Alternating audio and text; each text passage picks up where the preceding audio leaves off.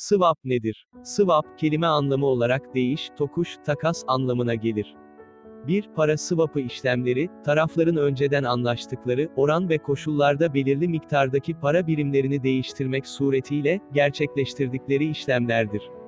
Basit bir örnekle açıklamak istenirse, örnek olarak elinizde Amerikan doları varlığınız var ve İngiliz sterlini cinsinden borcunuz var. Fakat aynı zamanda Amerikan dolarının İngiliz sterlini karşısında değer kazanmasını bekliyorsunuz.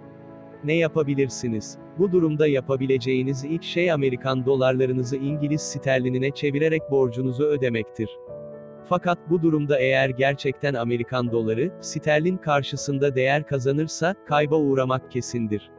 Oysa swap yaparak bu duruma bir çözüm getirebilirsiniz. Şöyle ki, bulacağınız bir muhataba. Siz o günkü parite üzerinden Amerikan dolarınızı verip, karşılığında İngiliz sterlini alırsınız.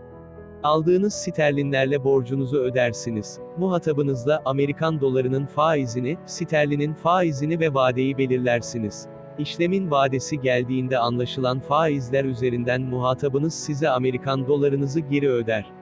Siz de muhatabınıza olan İngiliz sterlini borcunuzu ödemek için o günkü parite üzerinden elinizdeki Amerikan doları ile İngiliz sterlini alırsınız. Borcunuzu ödersiniz. Bu işlemi yaparak Amerikan dolarının yükselmesinden uğrayabileceğiniz kaybı bertaraf etmiş olursunuz. Faiz swap'ı nedir? Faiz swap'ı, ticari hayatta en çok kullanılan swap'lardan bir diğeridir. Taraflar, yaptıkları anlaşma ile piyasada değişken faizlerden etkilenmemek amacı ile faiz sabitlemesi yapmaktadır. Genellikle uygulamada faiz swap'ı döviz kurlarına sabitlenmektedir.